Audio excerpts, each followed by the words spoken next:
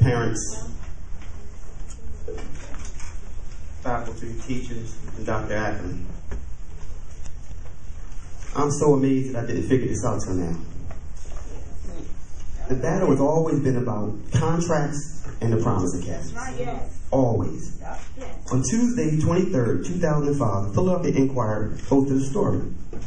And they wrote, Philadelphia has launched an initiative to improve and better the market for center city schools in order to retain higher income residents. According to this article in the Philadelphia Inquirer, selling schools to families, a new campaign touts 20 center city schools aimed at retaining the middle class. This is what it's always been about. These Promise Academies level the playing field for inner city kids, and we didn't figure it out. We were so duped into thinking this was about Dr. Ackerman and the attack that confused us and deflected the attention off the Promise Academy. What happens is, these Promise Academies, they actually level the playing field for inner city kids. If you had the kind of gains that the Promise Academy had in any other school district other than Dr. Ackerman's, it would be on 60 Minutes and at the least headline news. When you get a school to go from 10% proficiency in reading and math to 40%, that's world news, because it never happened. These Promise Academies are the most successful program for transforming underperforming schools in the history of Philadelphia. Let me say that again. These Promise Academies that Dr. Ackerman has brought here are the most successful program in the history of Philadelphia for transforming underperforming schools. How, if we're serious about educating our young people and transforming education opportunities, could we even consider cutting anything with a Promise Academy? See, let me tell you something. Some private academies pose a threat to the resources. See, some people see these Promise Academies as a threat to the resources of their schools. This is why they so relentlessly attack these schools and their teachers. Even though they are proven to be the most successful program in the history for turning around schools, they have three times the gains as any district average in schools. Even though these Promise Academies have shown gains from 10% to 40%, this would make any headline news around the country. The more you attempt to tear down good people, the more I'm motivated. The harder I fight for fairness, equality, and justice for our kids. Dr. Ackerman, I know it's tough, but you can't go.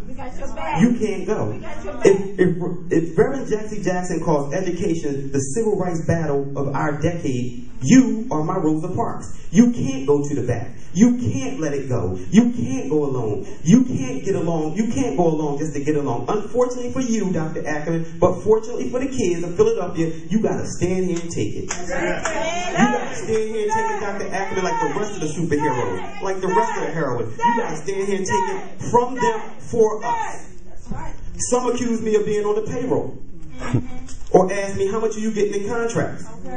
I'm being attacked by some because they can't believe that I'm fighting this hard for these schools and Dr. Ackerman. Well, the primary reason why I'm fighting so hard and long is because in June, my first grader, when I came home, my wife said Elsie was crying. And I said, why was you crying? She said, tell her, Elsie, what did you tell me when I came home in June? Tell them, baby. My teacher lost her job, and now what are you going to do about it? She said, what are you going to do about it? What are you going to do about it? And what would any parent do? What would any parent do when they first grade said, my teacher lost her job, what are you going to do about it? So I asked any caring parent, what would you do? And I asked, if you kick Dr. Ackerman out or think about kicking Dr. Ackerman out, we're going to speed up the process of sweeping everybody out. The SRC, the SCFO, the contracts, we're going to revise and sweep everybody out. And I just got to say something about school funding. How dare City Councilman Brian O'Neill, who's on the Education Committee, vote against fair funding, vote against suing Governor Corbett. He was the only councilman to vote against fair funding. How dare you be on the Education Committee in this city and vote against fair funding? We got to stop these games and stop this madness. Dr. Ackerman, you can't go. Too bad.